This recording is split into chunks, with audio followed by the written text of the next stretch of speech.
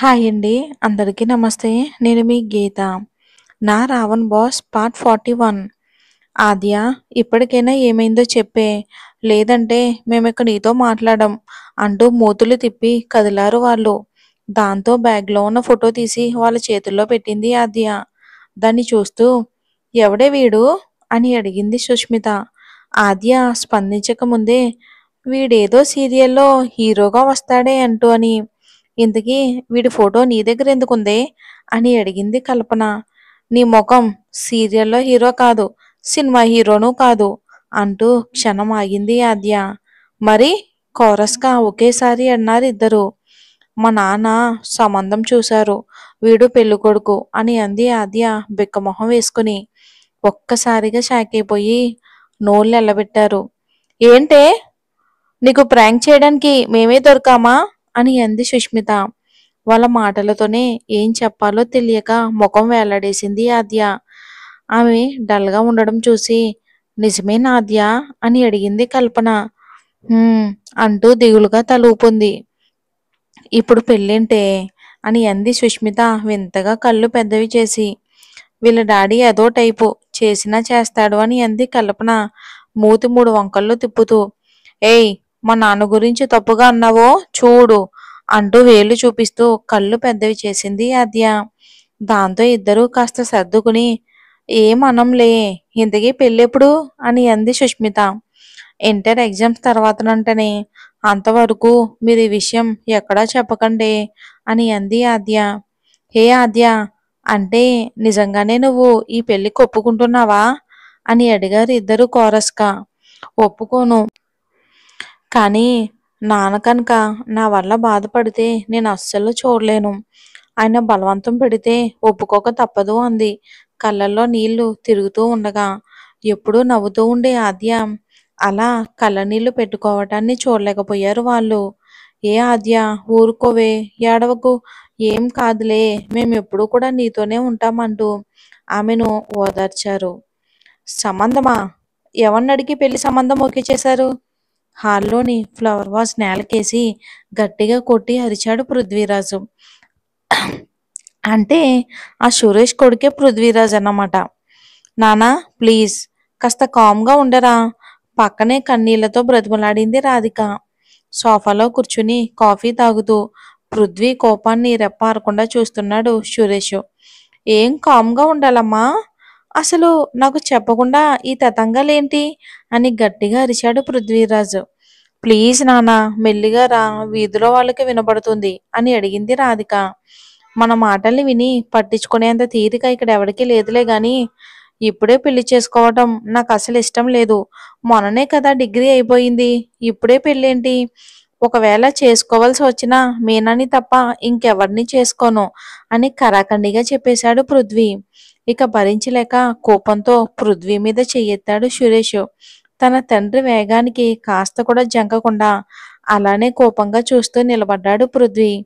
ఎవరిని చేసుకుంటావరా? ముందు వెనుక ఎవరూ లేని ఆ అనాథన? పేరు, అడ్రస్, కులం, గోత్రం లేని దాన్ని తెచ్చి ఈ ఇంట్లో పెడతానంటే ఎలా ఒప్పుకుంటాననుకున్నావు? నీ ప్రేమ తతంగం తెలిసే ఈ సంబంధం చూశాను. అమ్మాయి చాలా అందంగా ఉంటుంది, చాలా మంచిది, చక్కగా పెళ్లి చేసుకుని కాపురం చెయ్యి అని అన్నాడు కోపంగా సురేష్. ఏంటి చేసుకునేది? మర్యాదగా చెప్తున్నా, నా దారికి అడ్డు రాకండి.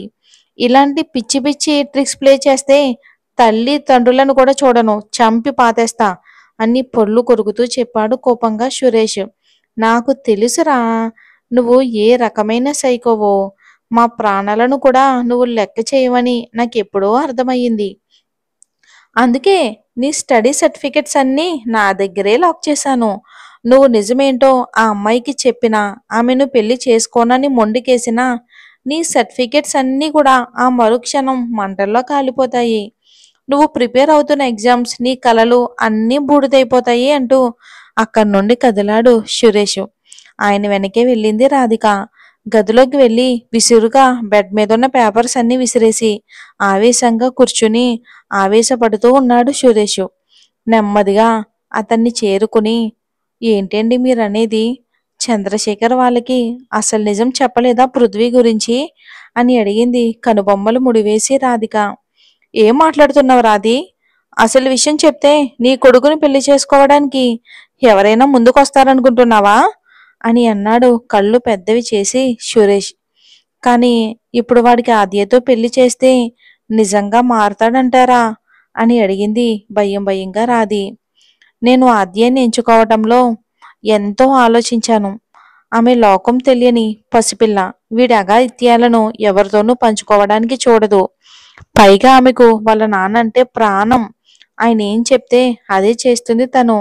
ఆ చంద్రశేఖర్ జుట్టు ఇప్పుడు మన చేతుల్లో ఉంది. అంటే మనం ఏం చెప్తే అదే చేస్తుంది. మనం చెయ్యాల్సిందల్లా ముందుగా వీడి పెళ్లి ఎంత త్వరగా వీలైతే అంత త్వరగా ఎలా చూడటమే అని అన్నాడు నింపాదిగా సురేష్. అది కాదండి. వీడికి ఈ విషయం ముందే చెప్పి తప్పు చేశామేమో. ఇప్పటికే వీడి అమ్మాయితో కలిసి ఒకే ఇంట్లో ఉంటున్నాడు కదా! ఒకవేళ మనం ఇలా చేస్తున్నామని దానికి కడుపు చేసి మన ముందు నిలబెడితే అని ప్రశ్నార్థకంగా అడిగింది రాధిక. అందుకేగా రాధి వాడి సర్టిఫికెట్లన్నీ నా దగ్గర పెట్టుకున్నాను.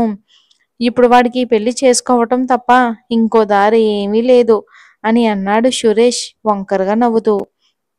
మరి కానీ పెళ్ళయ్యాక ఆ అమ్మాయికి ఈ విషయం తెలిసి వీణ్ణి వదిలేస్తే ఎలాగండి? ఉన్న కాస్త పరువు కూడా పోతుందిగా అని అంది కంగారుగా రాధి. పిచ్చిదానా! అదే కదనే చెప్పేది.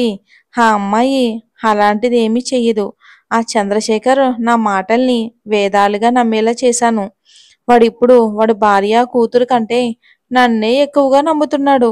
లేనిపోని మాటలు చెప్పి వాణ్ణి పూర్తిగా నా వైపుకు తిప్పుకున్నా అని అన్నాడు గర్వంగా సురేష్. కానీ పాపమేమోనండి. వీడిప్పటికే ఇలాగే ఉంటే ఆ అమ్మాయి జీవితం నాశనం అవుతుందేమోనండి అని అంది రాధిక. అలా అవ్వకుండా నువ్వే చూసుకోవాలి రాధి. ఈ పెళ్లితో ఇద్దరి జీవితాలు బాగుపడాలి. వాడు రోజు రోజుకి సైకోలా మారిపోతున్నాడు. పెళ్లి తర్వాత వాడి రోగం కుదరాలి అని అన్నాడు నిట్టూరుస్తూ. "హ్మ్" అంటూ ముభావంగా తలూపింది రాధిక. తమ కొడుకు జీవితాన్ని ఉద్ధరించాలనే ఆలోచనలో మరో అమ్మాయిని బలి చేయటానికి తలపెట్టారు వాళ్ళు. అదే స్థానంలో తమ కూతురుంటే ఇలా చేసి ఉండేవారు కాదనే నిజం వాళ్ళకి అర్థం కాలేదు. ఇలాంటి వాళ్ళు నిజంగానే ఉన్నారు బయట. నువ్వు ముందు ఈ ఫోటో తీసుకెళ్ళి వాడికి చూపించు. ఆ అమ్మాయిని చూస్తేనా కాస్త పెళ్లికి సుముఖంగా ఉంటాడేమో అన్నాడు సురేష్. రాధి సరేనండి అంటూ ఆ ఫోటో తీసుకెళ్లి నెమ్మదిగా నచ్చజెప్పుతూ పృథ్వీ చేతిలో పెట్టింది. కోపంగా ఫోటోని దూరంగా విసిరేశాడు. నేల మీద పడిన ఫోటో వైపుకు అనుకోకుండా చూశాయి అతని కళ్ళు. ఓ, ఇదేనా ఆద్య అంటే? పెళ్లి చేస్తానంటున్నారుగా, చెప్తా చెప్తా అంటూ పృథ్వీ పొళ్ళు కొరుకుతూ అక్కడి నుండి విసురుగా వెళ్ళిపోయాడు. ఇక అలా ఉండగానే 2 రోజులు గడిచాయి. ఆద్య హాల్లో చదువుకుంటూ కూర్చుంది. నెమ్మదిగా గొంతు సవరించుకుంటూ ఆమెను చేరుకున్నాడు చంద్రశేఖర్. ఆమెకు అర్థమైంది. కానీ నిశ్శబ్దంగానే ఉండిపోయింది. అమ్మో, ఏం ఆలోచించావురా అని అడిగాడు పెళ్లిని ఉద్దేశించి నెమ్మదిగా. నానా, నాకిప్పుడే పెళ్లి చేసుకోవటం అస్సలు ఇష్టం లేదు. కానీ నేను ఈ పెళ్లికి ఒప్పుకుంటే నీకు సంతోషమా అని అడిగింది ఆయన కళ్ళల్లోకి చూస్తూ. చాలా సంతోషం తల్లి. అది నీకు కూడా భవిష్యత్తులో సంతోషాన్ని ఇస్తుంది. సురేష్ అంకుల్ రాధిక అంటే చాలా మంచివారు. నిన్ను సొంత కూతురులా చూసుకుంటారు. ఆ అబ్బాయి కూడా మంచివాడు. నిన్ను చాలా బాగా చూసుకుంటాడు. నేను వాళ్ళ గురించి ఎంక్వైరీ కూడా చేశాను. ఎలాంటి మచ్చ లేదు వాళ్ళ మీద. ఎంతో నమ్మకంగా చెప్పాడు ఆయన. బయట వాళ్ళ మాటల్ని ఎంతవరకు వినాలో అంతవరకు కాకుండా అంతకంటే ఎక్కువగా వాటిని మనసుకు పట్టించుకుంటే మన సొంత అస్తిత్వం గందరగోళంగా తయారవుతుందని అతను అస్సలు ఊహించలేకపోయాడు. తన తండ్రి కళ్ళల్లో నమ్మకాన్ని, సంతోషాన్ని చూసింది ఆద్య. మీ ఇష్టం నాన్న. నాకేమైనా అయితే మీరు చూసుకుంటారు గాని అంది ఆద్య అంతే నమ్మకంగా తన తండ్రి కళ్ళలోకి చూస్తూ. ఆమె చెప్పిన మాటలతో ఆయన హృదయంలో ఉరకలేసిన ఆనందం, ఆమె కళ్ళల్లో ఆయన మీద నమ్మకాన్ని చూడలేకపోయింది. ఆమె భరోసా అంతా అతనేనని, అతని మీదే నమ్మకమని, ఆమెకు పెళ్లికి అంగీకరించేలా చేసిందని ఆ విషయాన్ని ఆయనంతప్పుడు పట్టించుకోలేదు. ఇక అలా రోజులు గడుస్తూ ఉన్నాయి. పృథ్వీరాజ్ ఎప్పుడు ఏం చేస్తాడోనని భయపడుతూ పెళ్లి త్వరగా చెయ్యాలని ఆరాటపడ్డాడు సురేష్. ఈ క్రమంలో ఆద్య ఎగ్జామ్స్ తర్వాత ముహూర్తాలు లేవని అబద్ధం చెప్తూ పరీక్షల ముందే పెళ్లి చేయాలని నిర్ణయించాడు. అయితే పరీక్షలు అయిన తర్వాతే కాపురానికి తీసుకెళ్తామని చెప్పారు. వాళ్ళు పెడుతున్న కండిషన్‌తో శాంతికి ఎప్పటికప్పుడు అనుమానం పెరుగుతూనే ఉంది.